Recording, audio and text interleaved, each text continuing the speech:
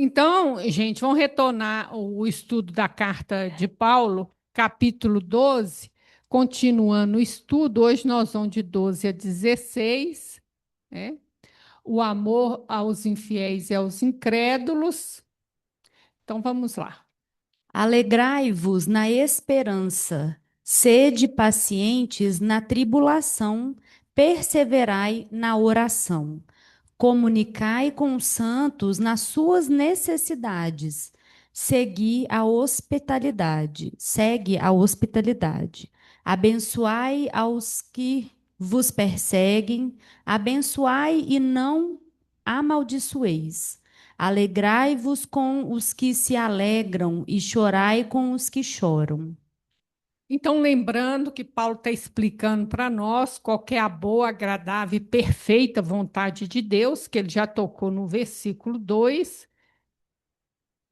Então vamos lá, né? Então, quando Paulo fala de alegrai-vos na esperança, sede pacientes na tribulação, preservai na oração, são três fatores importantes, e ele já havia tocado para nós sobre uma meditando sobre a esperança.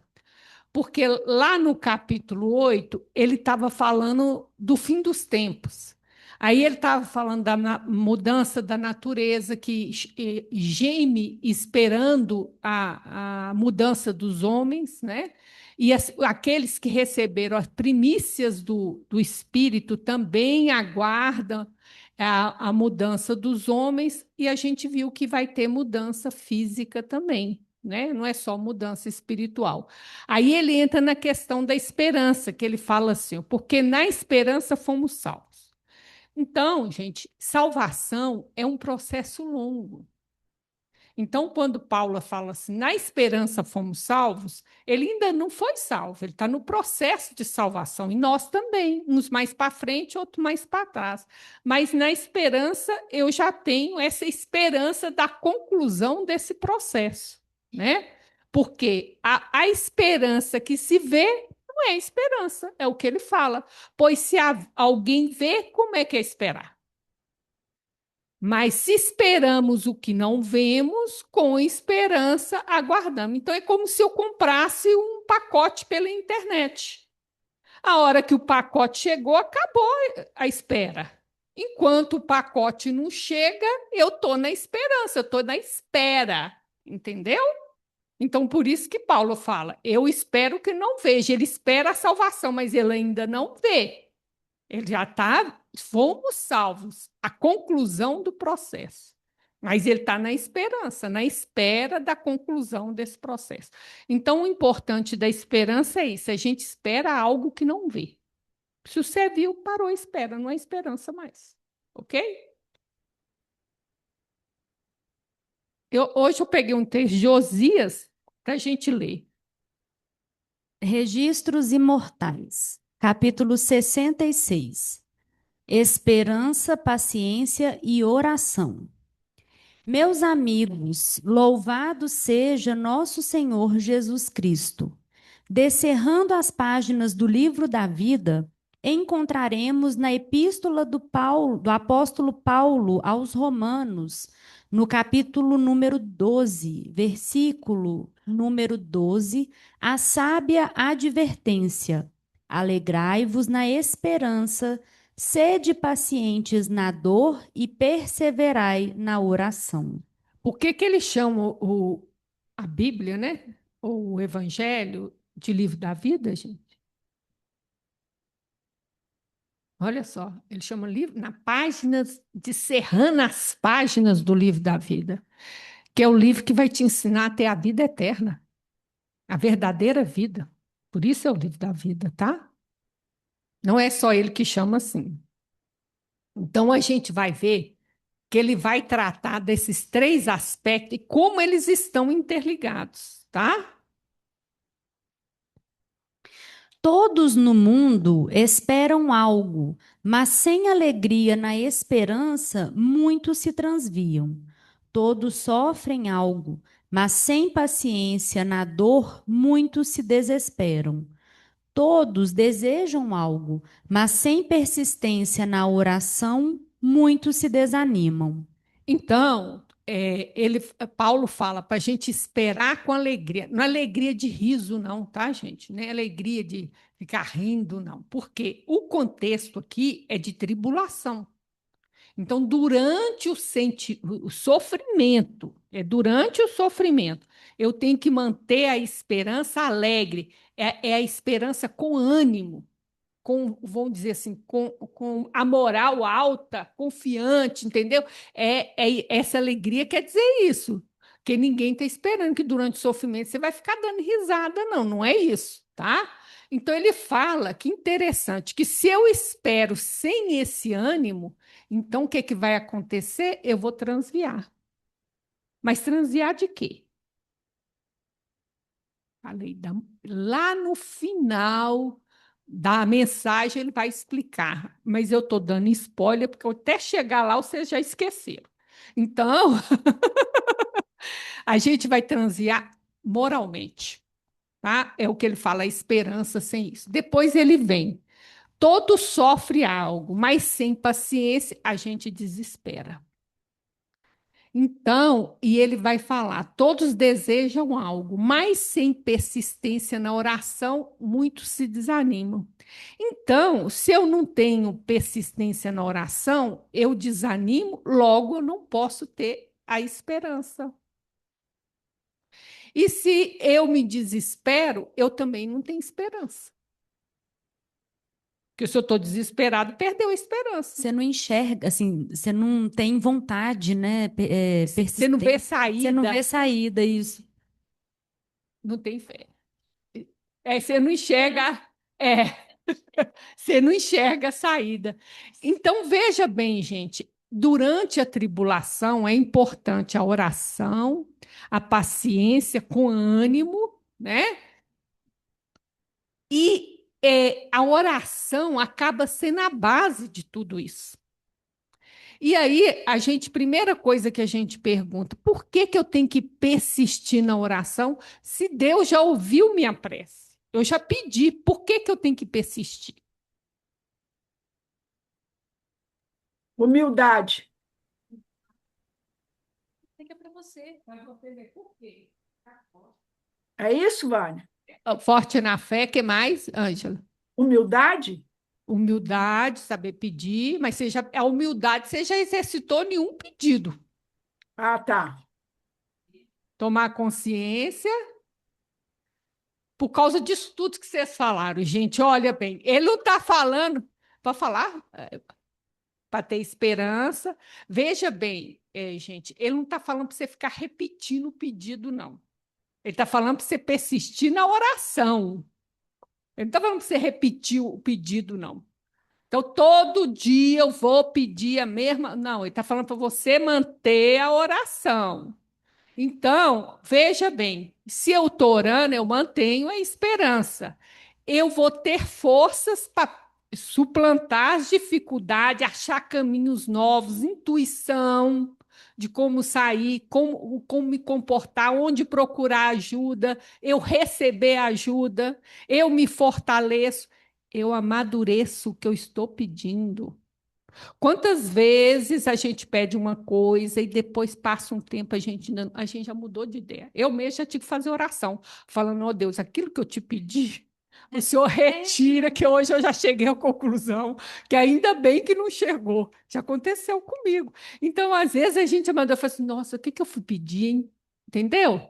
Então, tudo é para isso que serve a oração, tá?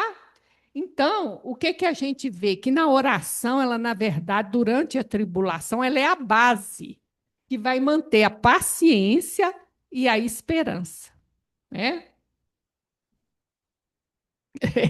Então, alegrai-vos na esperança para não transviar, ser paciente para não desesperar e preservar na oração para não desanimar. Então, vamos lá. Abatimento moral, desespero do coração, intemperança na alma, três flagelos que tentam as criaturas humanas cada dia em sua peregrinação para a eternidade. Olha só, não é só encarnada, hein? Peregrinação para a eternidade. Então, o que que ele está dizendo aqui? Olha para você ver.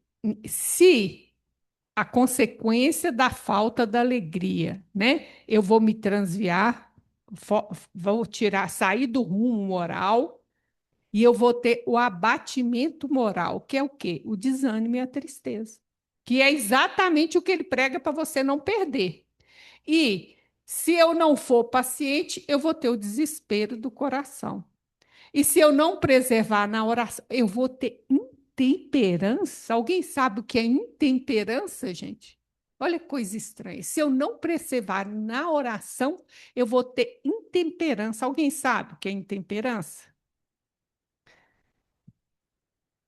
Volta a dizer. Ter conformação. Hã? Descontrole.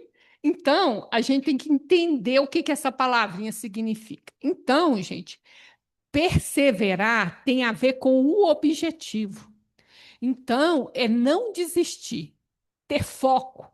Eu sei o que eu quero, eu tenho objetivo, isso é perseverar.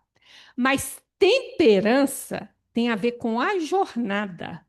É como você faz essa jornada. Você fazer temperança é fazer com equilíbrio e autocontrole. Intemperança é a falta disso, é o descontrole, é o desequilíbrio, é você não saber manter a sua energia, e isso vai impactar na sua capacidade de perseverar. Gente, eu vou dar um exemplo para vocês. Eu fui com uma amiga minha para ela correr a maratona. Eu fui só ver. E eu adoro coisa arrumada. Ai, falou que o negócio é disciplinado, é arrumado, eu adoro. Aí cheguei lá, o negócio é muito arrumado. Aí tem um negócio chamado passe maker. E aí, assim, quando você faz inscrição, eu gosto de saber, eu gosto de entender. Correr eu não corro, não, mas eu gosto de entender o negócio. Aí chega lá, quando você vai fazer inscrição na maratona, você tem que levar os tempos seus em outras corridas. Aí eles te põem num determinado batalhão conforme a sua capacidade. Você não cai num batalhão qualquer lá, não. A maratona é assim. São 42 quilômetros e não sei quantos metros. Eu disse que o pior é os metros. Aí, o que acontece? Eles colocam o pace-maker. É um cara com balão na frente do pilotão. Ele conhece o trajeto. Então, a minha amiga ficou no batalhão de 4 horas. Vai correr em 4 horas aquele. Então, ele dá o pace-maker. Qual a velocidade que você vai correr? Qual o trecho que você vai acelerar? Qual o trecho você se poupa? Porque ele conhece o trajeto. E ele vai fazer o trajeto em 4 horas. Não, chama passe meio, que ele dá vamos dizer, como é o meu ritmo de caminhada. Por quê, gente? Alguém já assistiu São Silvestre? Que tem uns entusiasmados, solta o cara, vai ganhar, vou ganhar, vou ganhar. Passa 3 quarteirão, tá morrendo. Não completa. Porque não tem isso, ele não tem noção do que é correr aquilo. E ele não entende por que todo mundo está ficando para trás. Né? Eu tinha que perguntar por que eu sou tão melhor assim? Todo mundo está acostumado a estar vindo devagarzinho. Por causa disso. Então, isso é temperança. É eu saber a minha energia, a hora de eu me poupar, a hora de eu me aguardar, a hora de investir, de ter mais energia, porque assim eu persevero na caminhada. Não é eu dar tudo com ansiedade, com impulsividade, como se fosse agora. Tem pedidos nossos que vai ser uma vida inteira. Tem pedidos nossos que vai ser poucos anos. Depende de qual é a tribulação que você está passando. Então, a falta de. Olha para você ver que interessante, que a falta de oração não vai te dar. A oração vai te dar autocontrole. A falta dela vai te dar intemperança. Ou seja, você vai para a luta desequilibrado. É isso que ele está falando. Você vai gastar sua energia com o que não precisa. Ansioso antes da hora, vai sofrer mais do que precisaria. Entendeu, gente? E aí, o pré-requisito para ter esperança e ser paciente é a confiança. Foi o que vocês falaram, que é a fé também, né? Mesma coisa. Abatimento moral, desespero do coração, intemperança na alma. Três flagelos que tentam as criaturas humanas cada dia em sua peregrinação para a eternidade. Todos nós, encarnados e desencarnados, fora dos liames do indumento físico, ou jungidos ainda a ele, necessitamos da esperança, da paciência e da prece à feição de alimento invisível que nos garanta a limpidez de consciência, a tranquilidade mental e o estímulo ao trabalho, como quem sabe que todos os patrimônios da vida pertencem a Deus, nosso Pai Celestial. Então, o que que ele fala, gente? Que esses três aqui nós vamos ver aqui para cada um, né? Que tudo isso, esperança, paciência e pré, é alimento para nossa alma, né? Que vai nos garantir as três coisas: a limpidez de consciência, tranquilidade e o estímulo do trabalho, né? Agora, o que que ele fala? Olha, é um descanso em Deus, porque eu sei que tudo pertence a Deus, tudo da vida pertence a Deus, a nosso Pai. Não tem como eu pegar sem ele dar. Então, gente, o que que ele fala? Olha bem, eu vou ter limpidez de consciência, porque sem alegria na esperança eu vou ter abatimento moral. Eu vou ter tranquilidade mental, porque eu não vou desesperar. E eu vou ter estímulo ao trabalho, porque na preservação eu não vou desanimar. Então, tudo isso acontece a partir do que Paulo pregou aqui. Então, é todo um processo da gente entender e que, durante o sofrimento, a importância da gente manter a oração para não desesperar e ter esperança. E não vos enganeis quanto à necessidade de conservardes no campo da carne semelhante depósito. Se não desejais o assalto de surpresa daquelas forças que nós próprios atraímos com os débitos de nosso passado multimilenário, forças que nos ensombram o caminho, porque tecidas na treva de nossos próprios erros, que nos identificam onde quer que estejamos, porque se enraizam no solo mesmo da nossa própria mente, denegrida por gravames, que ainda não podemos inventariar e que nos buscam como buscamos outrora os próprios motivos de nossas culpas. Alguém entendeu do que ele está falando, gente? Quem é que ataca de surpresa? Olha lá. Não desejais o ataque de surpresa daquela força que nós atraímos por causa de nossos débitos. Obsessores, gente. E não acha que você não tem, não, viu? Só contar para vocês, todos nós temos. Por quê? A ficha nossa está bem mais suja do que pau de galinheiro. Nossa ficha não é limpa, não. Então tem gente para reclamar de você. Pensa nisso. E aí, então ele fala, então, tá? Forças que ensombram o caminho. Por quê? Porque tecida na treva do nosso próprio erro. Do que ele está falando, gente? Da nossa culpa. Da nossa culpa. Que nos identifica aonde a gente for, para todo mundo ver. E é porque você está na carne, está escondido. Mas para quem não está na carne, está na cara. Tá? Tá no corpo espiritual, não é na cara, né? Enraiza no solo da nossa própria mente. Olha só. Denegrida por injustiça, gravames que ainda não inventariamos. Fizemos a lista, o que, que eu devo, deixa eu ver o que, que eu devo, como é que eu vou fazer para ressarcir, consertar. Nós ainda não fizemos isso. E que nos busca, do mesmo jeito que outrora eu busquei errar. Hoje me busca cobrando. Então, gente, olha bem, o assalto de forças que atraem com nossos débitos, que tampam a luz, olha só, ensombram o caminho, entompam a luz. Ele fala que, vão dizer, com a oração, com a esperança e a persistência, não é que você não vai ter o assalto, você não vai ter o assalto de surpresa. Ser pego desprevenido, mas você vai ter, tá? Desafios. E a culpa é que ensombra o caminho, ó, porque ele surge nas trevas dos nossos próprios erros, nos identifica aonde você pode trocar o corpo quantas vezes você quiser, ele vai saber que é você. E enraiza na nossa própria mente. Então, ele está falando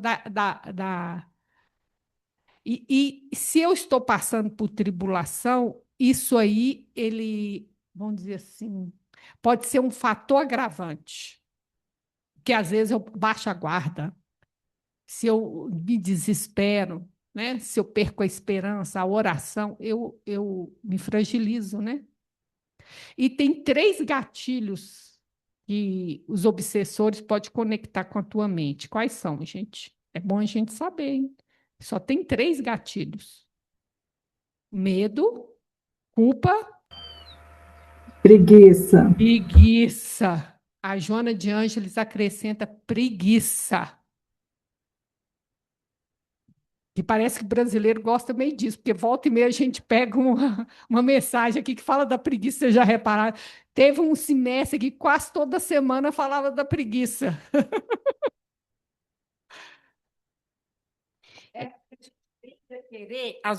a gente tende a querer a zona de conforto, né? Para tudo, né? Dá tudo. É melhor ficar esperando sentado, de pé cansa, e não trabalhar, né? A gente quer receber e quer ficar no conforto, né? Com a Netflix. É isso aí. E com o cobertor. Ou o ar-condicionado, depende da época do ano. É, não é? Ela está falando lá do capítulo de conflitos existenciais. Se você lê a preguiça lá, é arrepiante. Você não sabe como é que aquele negócio é grave. Vamos lá.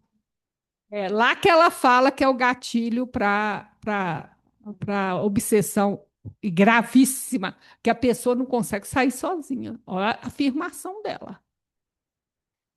Esperança contente, paciência incansável, coração persistente, remédio ao alcance de todas as consciências, medicamentos fornecidos gratuitamente pela farmacopeia celestial, recursos que a medicina da eternidade espalha a mãos cheias em benefício de todos nós. Então, o que, que ele fala? Assalto vai ter, porque a gente deve.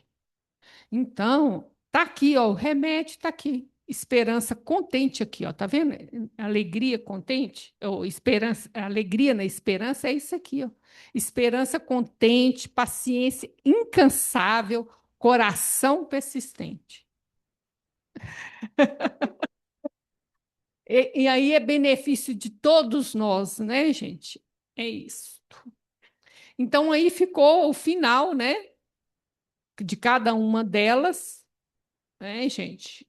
É isso aqui, que ele está pregando, Paulo, né? A importância da gente alegrar-se na esperança para não transviar o perigo do desespero e a oração que vai nos dar autocontrole, confiança, preservar a esperança, manter firme na tribulação, né?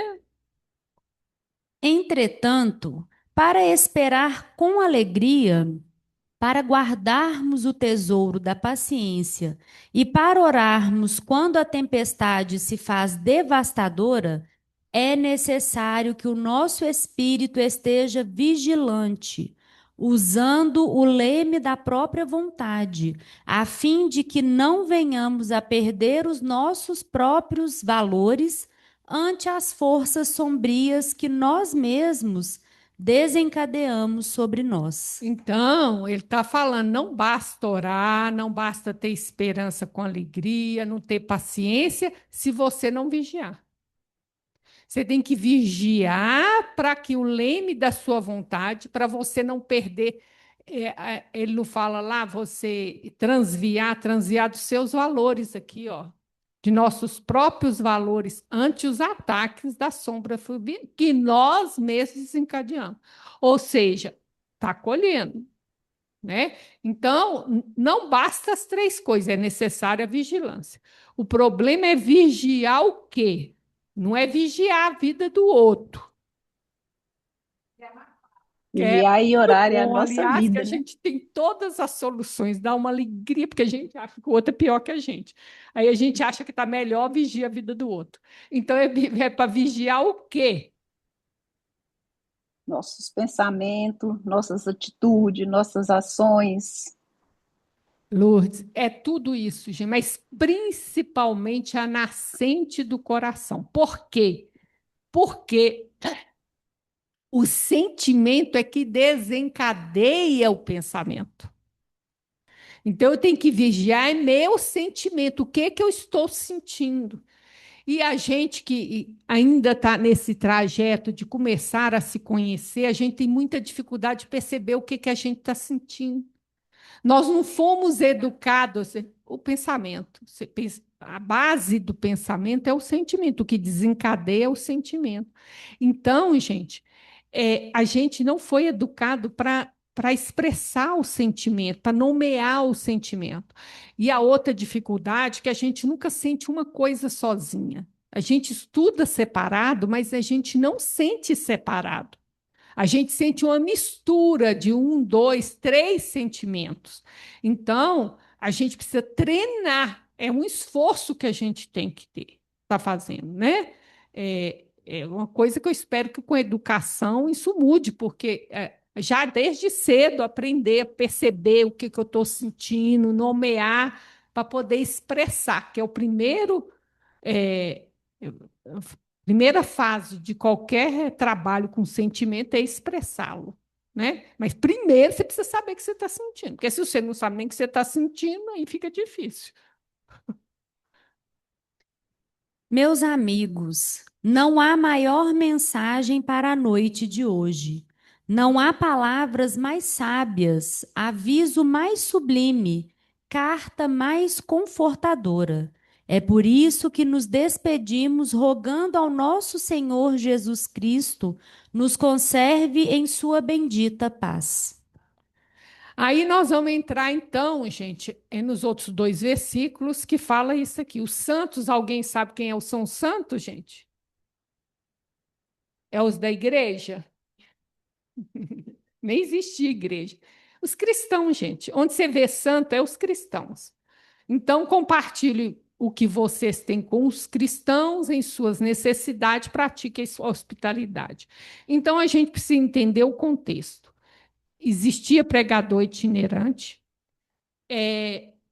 não tinha hospedagem em toda a cidade. Esses pregadores, eles não tinham, vamos dizer, eles tinham pouco recurso. E nós estamos em vários lugares que tem deserto. Se você não hospeda a pessoa, ela morre. Porque à noite, de dia faz muito calor, mas de noite é muito frio. Então, esse contexto todo, por isso que Paulo fala a respeito da hospitalidade. E hoje também, no meio espírita, isso acontece, tá, gente? Nós temos os palestrantes itinerantes. Por exemplo, o Arthur. Ele dá uma palestra aqui, uma palestra ali, outra palestra ali.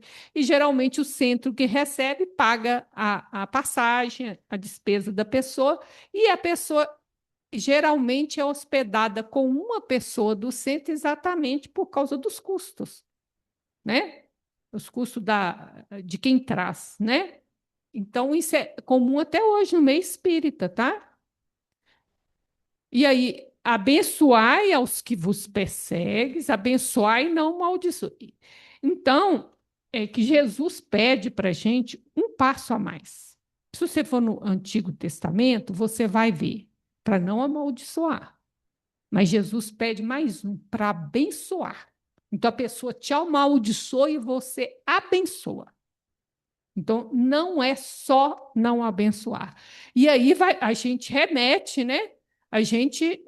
Ao Sermão da Montanha, onde Jesus fala: Eu, porém, vos digo: amai a vossos inimigos, bendizei os que vos maldizem, fazei bem aos que vos odeiam, e orai pelo que vos maltratam e vos perseguem, para que sejais filhos do vosso Pai que está no céu, que doa aos maus e os bons. O nosso Pai, nós somos filho deles. Para poder ser como filho dele, eu tenho que demonstrar em mim o mesmo caráter dele. Então, não é só não retribuir o mal, é retribuir fazendo o bem. Ok? E aí vamos, alegrai-vos com os que se alegram e chorai com os que choram. Essa ordem é importante, gente, porque fala para mim qual o sentimento que tem se eu mudar essa ordem. Alguém conquista uma coisa boa e eu choro com isso. E alguém está chorando e eu estou me alegrando. Qual que é o sentimento que tem por trás? Inveja. Inveja. Ou pode ser vingança também, viu? Uma magoazinha que está ali, você está só esperando, aí a pessoa escorrega, lá dentro um veneno escorre assim, você fica uma alegriazinha porque a pessoa não deu conta, entendeu? Então é isso aqui. Então a ordem aqui faz diferença. Palavras de Vida Eterna, capítulo 92. Solidariedade. Alegrai-vos com os que se alegram e chorai com os que choram. Realmente, na terra, é mais fácil chorar com os que choram. Em muitas circunstâncias, mágoas alheias servem de consolação para nossas mágoas. Quem carrega fardos enormes como que nos estimula a superar os estorvos leves. Suportar. Você sente consolado, gente? Eu também não sinto, não. Vocês sentem?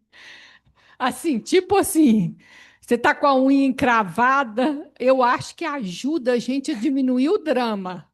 Que a gente faz um drama, né? Aí tá com a unha encravada, faz um drama, aí você encontra alguém que às vezes tem dificuldade de andar. Te dá uma vergonhazinha, né? Então você diminui, mas não melhora a minha dor, mas diminui o drama. O drama melhora. Mas eu acho que tem sim. Às vezes, né, eu acho que tem sim. Aqui, ó, estimula a suportar os mais leves, né? Você vê que a pessoa às vezes está levando de uma forma mais leve um problema tão grave e o seu é tão mais tranquilo, você fala, tem jeito de levar isso de um jeito melhor, né? Agora, olha isso aqui. Na Terra, não é possível que nós somos as exceções. Não somos, né? Então, na Terra, é mais fácil chorar com o que chora. Então, ele está falando que nós temos dificuldade de fazer o quê, gente? Então, o que ele está falando que a gente tem? Mas a gente nega. O único sentimento que, quando a gente for estudar, ninguém tem. Mas ele está falando que tem, sim.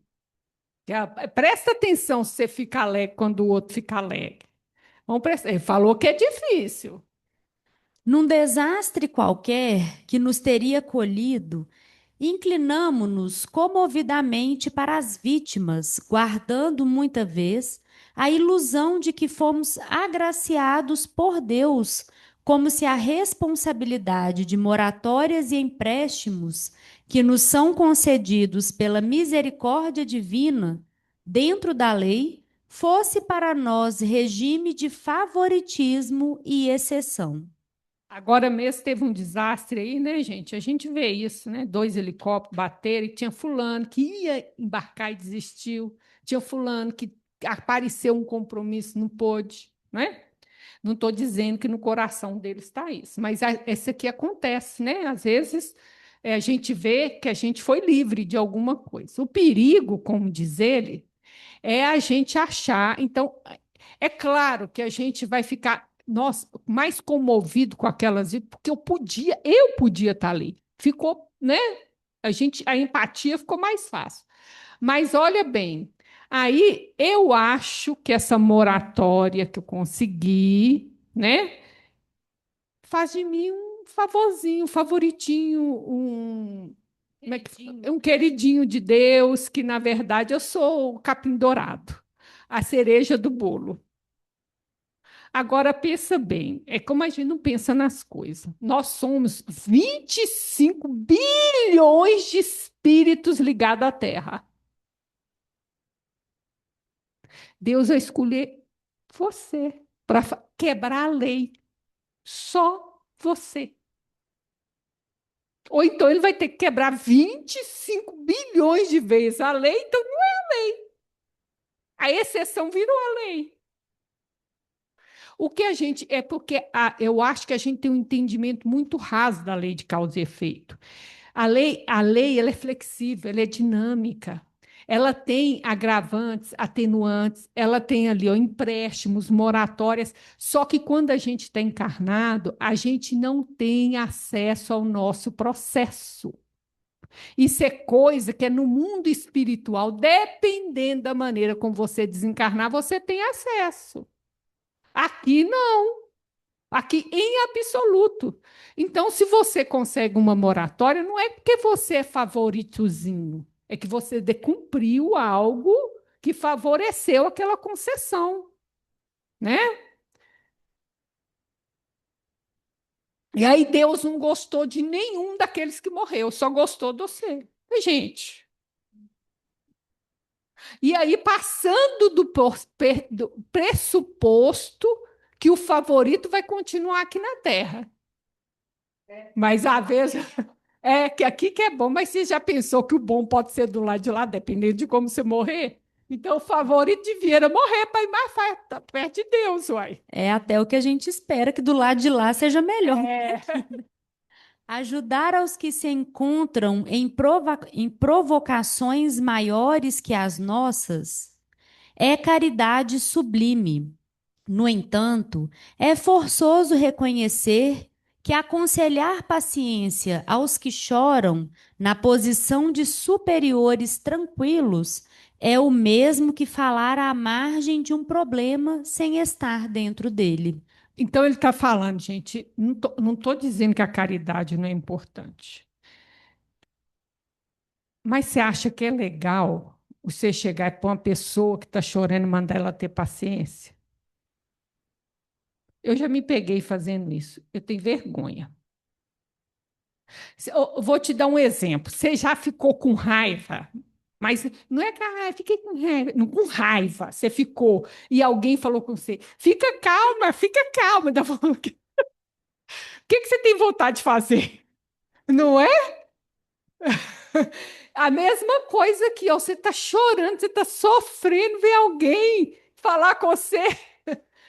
Que paciência, quer dizer, gente, isso aqui você não está colhendo a dor do outro, você está diminuindo a dor do outro.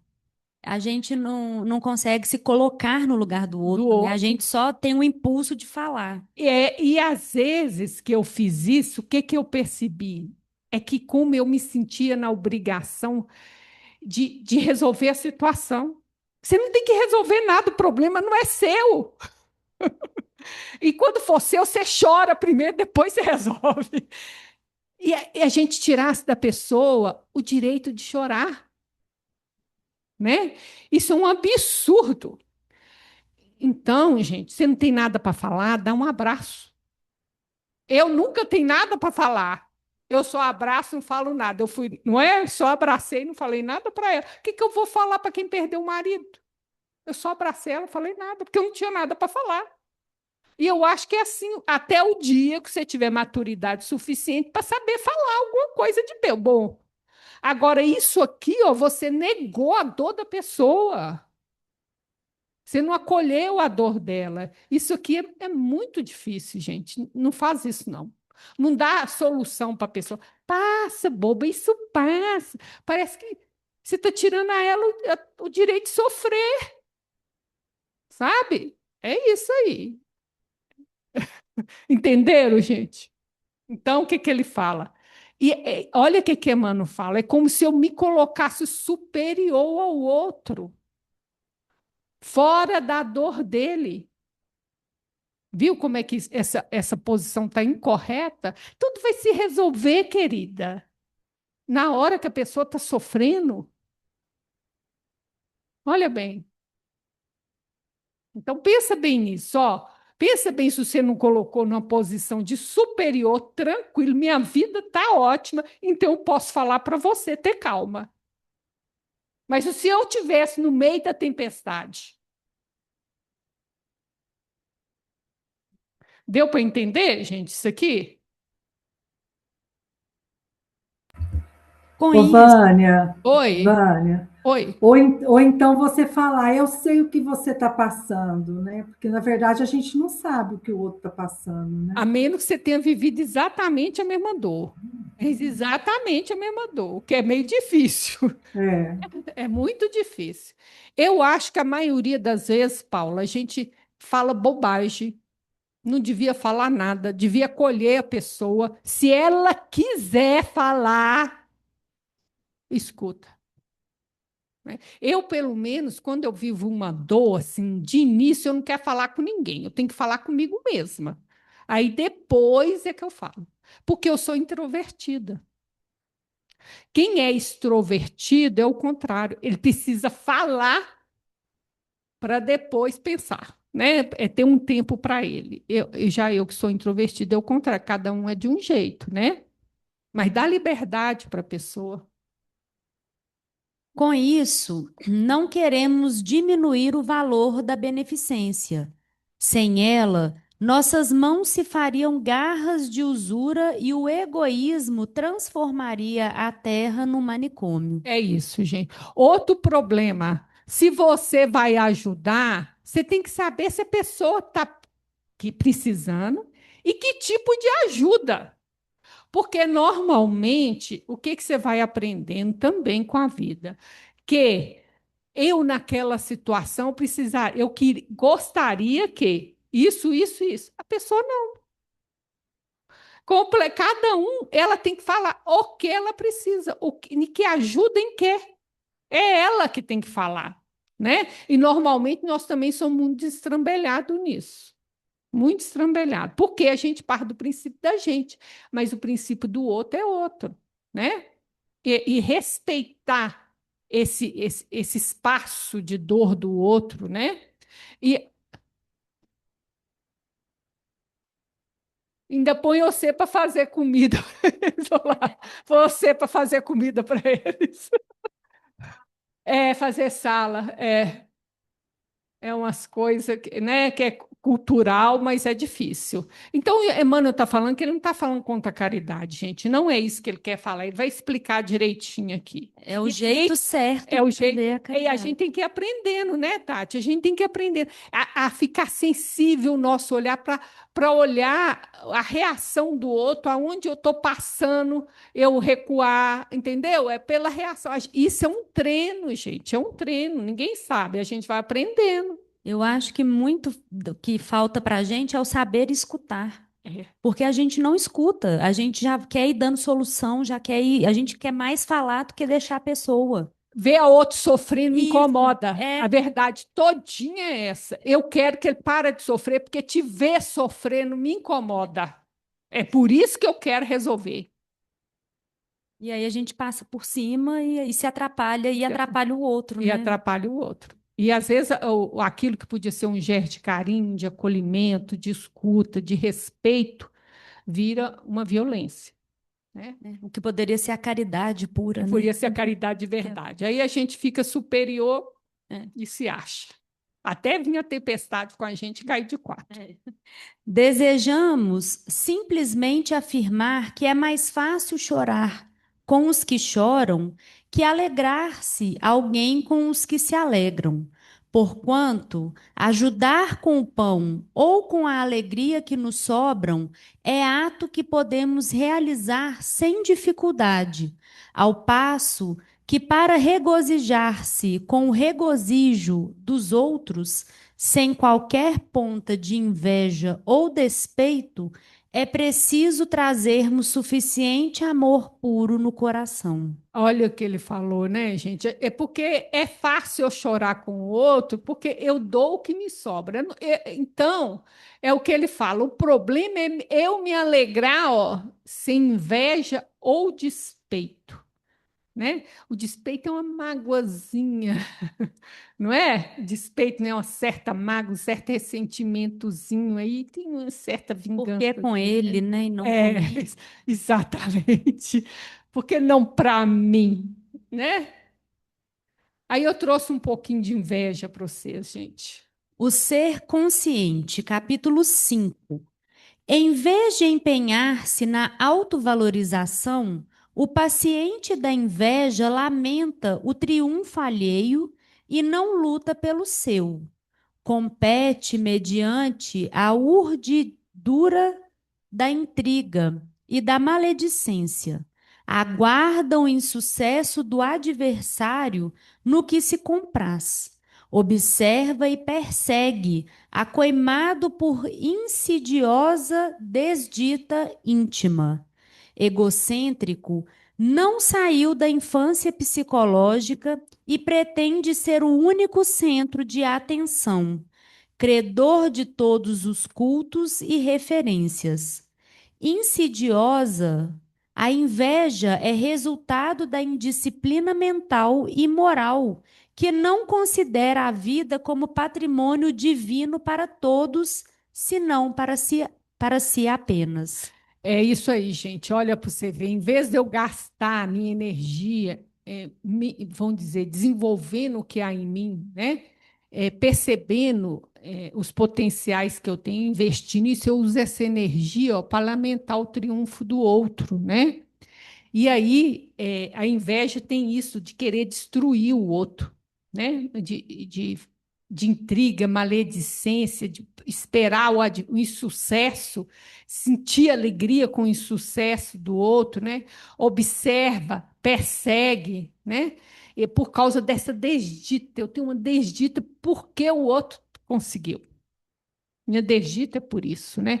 Então ela fala que isso é uma infantilidade, um egocentrismo, que eu acho que tudo que tem no universo do melhor tem que ser para mim.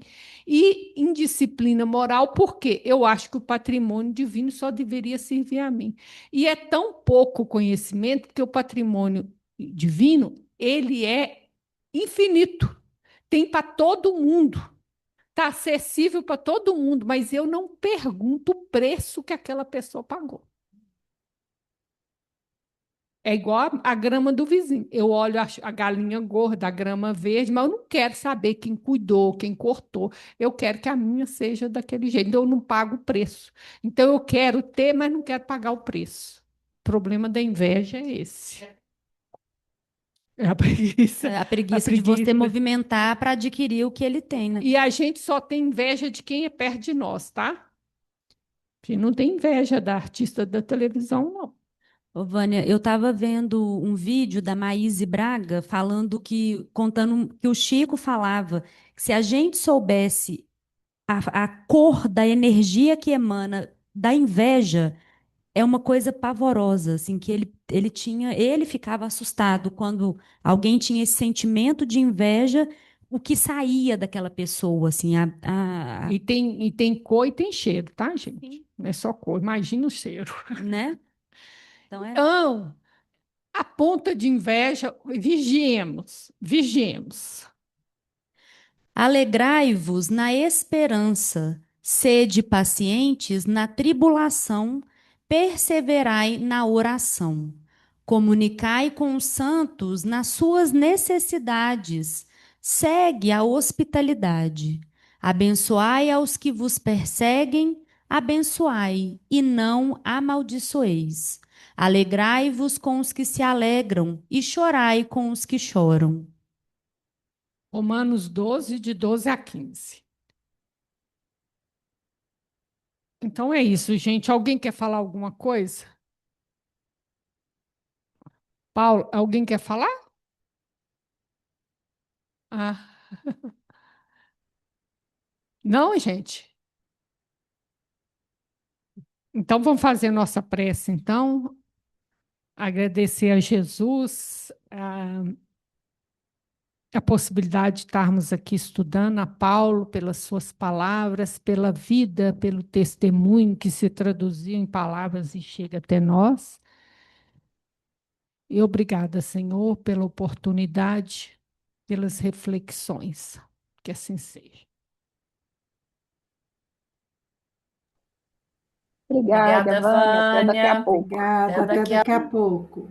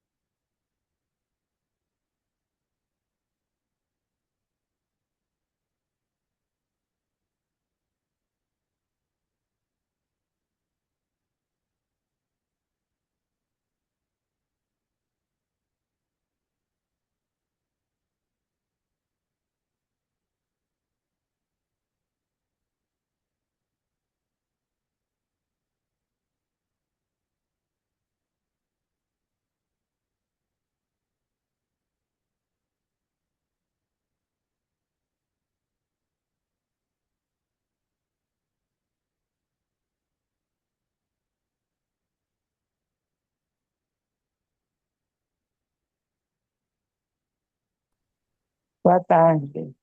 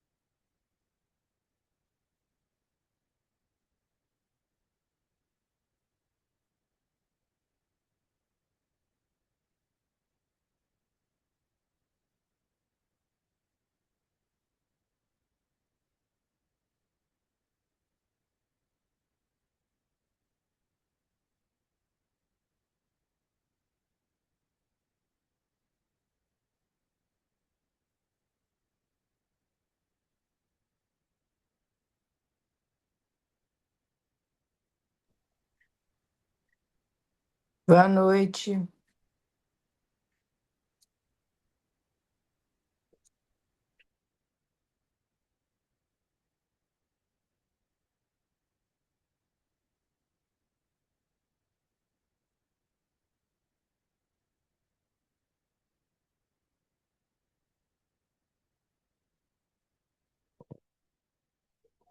Boa noite, Niva. Daqui a pouquinho a gente começa. Ok.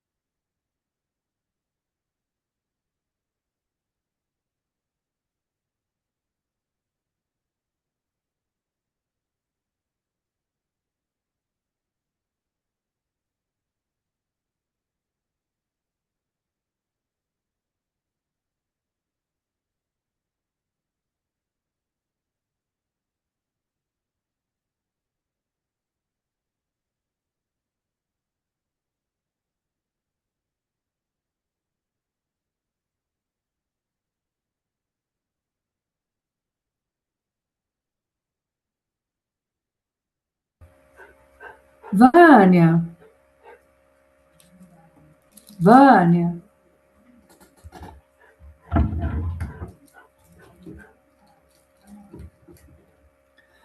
ô Vânia,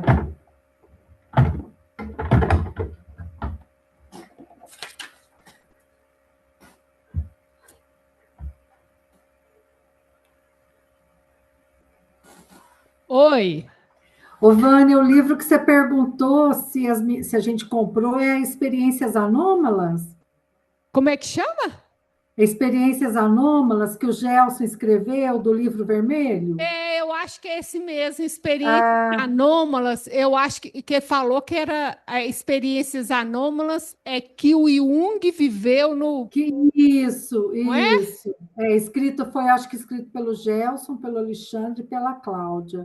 Foi esse mesmo que eu vi falando que É, eles iam lançar no Congresso, né? é. A Márcia comprou, a Angélica eu acho que comprou também. Depois eu vou perguntar para elas se elas gostaram. É, depois você pede a elas para tirar, mandar a primeira parte para ver quais são Ah, as referências, né? você O achou que não prefácio. valia a pena, né?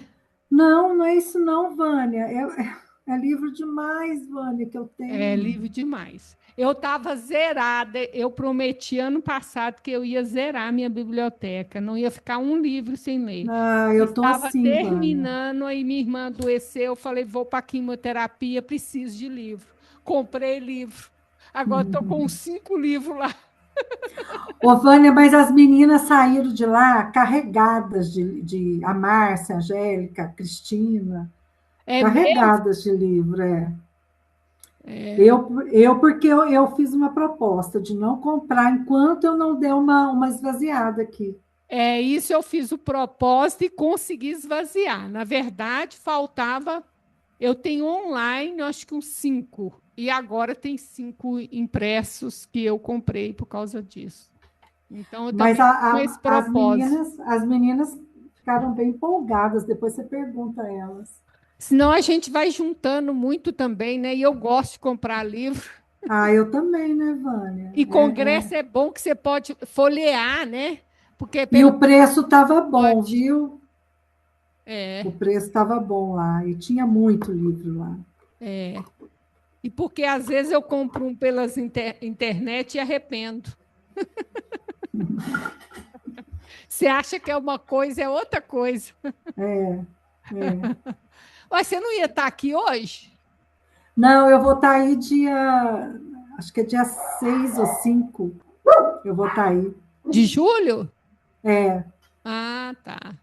Eu tinha entendido que era essa semana, mas também. Não, era essa semana, Vânia, mas aí eu achei melhor não ir e deixar para ficar mais tempo aí na outra semana. Ah, tá. Entendi. Então, gente, eu acho que está na hora da gente começar, né? Só ele ajeitar o slide.